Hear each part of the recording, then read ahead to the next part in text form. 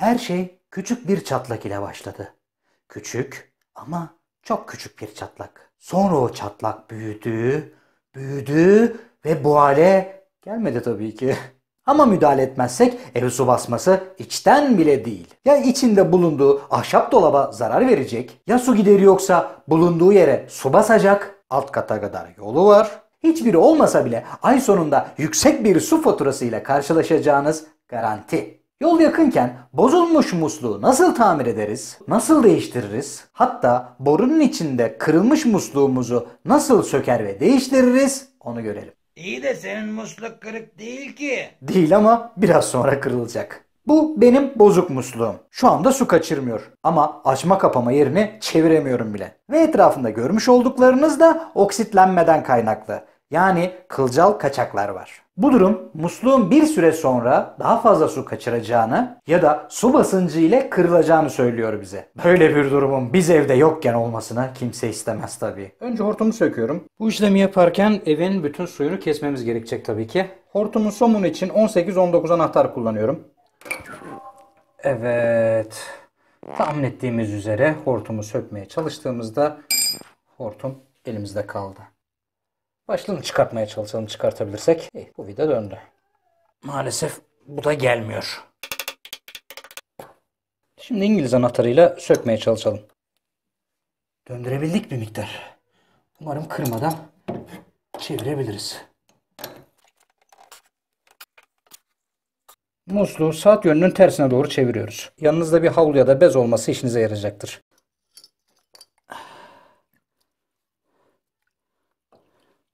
Gördüğünüz gibi içinden pislikler çıkıyor. Bakın musluğun ağzı ne hale gelmiş. Erimeye başlamış artık dişleri. Şurası da hortumdan kopan parça. Musluğun içini elimizle temizliyoruz. Yuvalarda bir şey kalmasın. Musluğun kırılan parçaları falan belki içeride kalmış olabilir.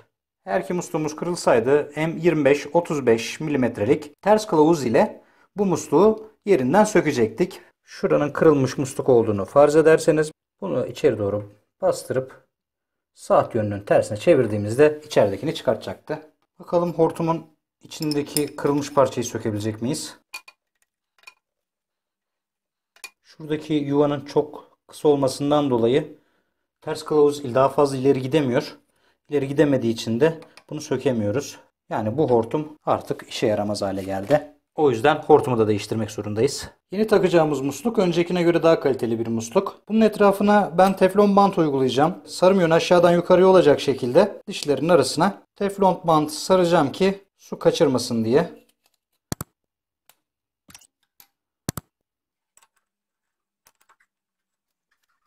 Elimizin yetmediği yerde anahtardan yardım alıyoruz. Sıkıştırdıktan sonra evin ana musluğunu açarak bir kontrol edeceğiz. Eğer su kaçırması yoksa hortumu da bağlayıp işlemi bitireceğiz. Şu şekilde diplerine baktığımda herhangi bir su kaçağı olmadığını görüyorum.